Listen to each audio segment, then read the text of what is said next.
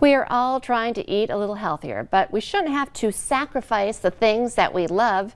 We can still have filling and nutritious and delicious meals. And the best part, they're actually good for you. Joining us today, nutrition coach Ashley Sorensen with a great idea that you're promising that the whole family will love. Ashley, welcome back to North Dakota today. Hey, good morning, Lisa. Thank you. What are you making today? Well, we're kind of doing like a Taco Tuesday on a Meatless Monday. So we have walnut tacos today.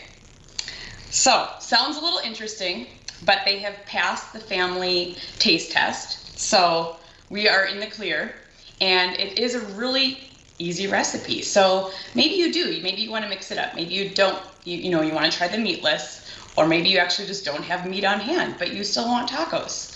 So this is going to give us that same flavor. And there's the recipe. So we start with 1 cup of walnuts, and I'm just putting them into my little blender here. So it's going to be really easy. And then we're taking our cumin powder here, just putting it right in also. And these, like the seasonings, I was thinking about it because I'm using cumin powder. This is chili powder, so it gives us a little bit of that spice to it.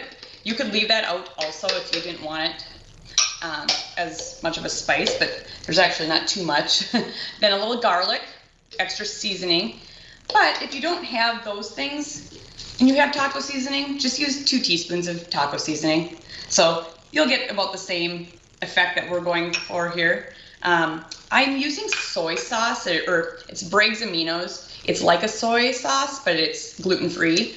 So I use that. You can get that just at your local grocery store. Most places have that now.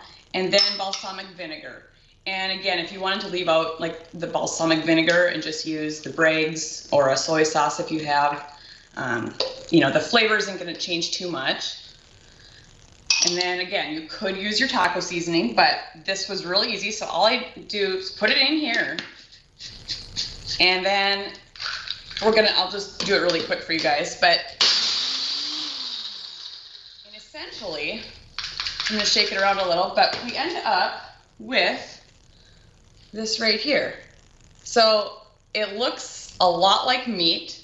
We want that crumbly texture, so you don't want to make it into a paste, but just that amount of time I did it on my blender is basically all I did. So it's really fast. There's nothing to brown or cook. And then all we have to do is we can just serve that right on top of just prepare a salad, put some avocado, peppers, things like that. And then you can just have it cold. So you could heat it up, but just having it cold right on top of your salad. And then have some salsa.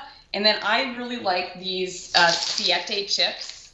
I don't know if you've seen these before, but they are not corn or flour, but they are made with a cassava flour, which is a root vegetable. So again, we can make an even healthier choice by trying some of those things. So this Meatless Monday, Taco Tuesday can be ready in a matter of just, under a minute.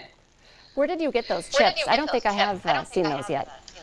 Costco, I believe. Okay. And I want to talk a little bit about, go ahead. Yeah, Costco Natural Grocers has them too, but they're really good. And, there's a lot of people that are, have gluten sensitivities, so sometimes the flour chips don't work. And then the corn, just sometimes people want to stay away from grains and certain vegetables like that. So these are, a grain-free chip. And then, back to the taco meat, our walnut tacos. Great protein, fat, fiber. So really all in that. And then you can just, make it in the morning if you need, take it with you for lunch. And what I was going to ask is about the texture, because I think we made what looked like scrambled eggs, but they were chickpeas. Yep. And you look at that and it's like, that's a big part of it, the texture and the look. How important is that when you're doing like a Meatless Monday or Taco Tuesday, as far as trying to substitute it if you're not used to that? Right.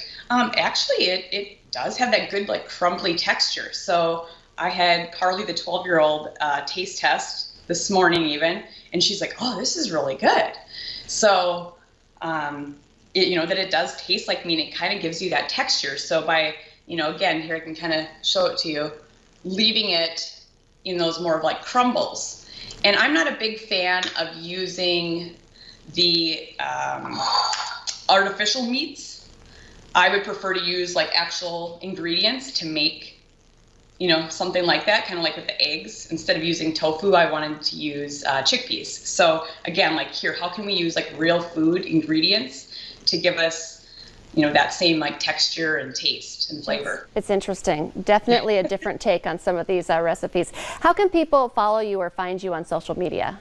Yeah, on social media, find me at Instagram or on Facebook, just with my name. Otherwise, I also have a Facebook group where I'm really active in. It's called the Buff Life Community. And then I have a website, eatlivebebuff.com. I love it. Ashley, as always, thank you for your time. Thank you. Happy birthday, Heidi. Thank you. Coming up on North Dakota Today, we're going to keep cooking in the kitchen. We're talking to a local chef next. He's going to help you, even if you're not a foodie, to create maybe a culinary tour of Italy right in your own home. Stay with us.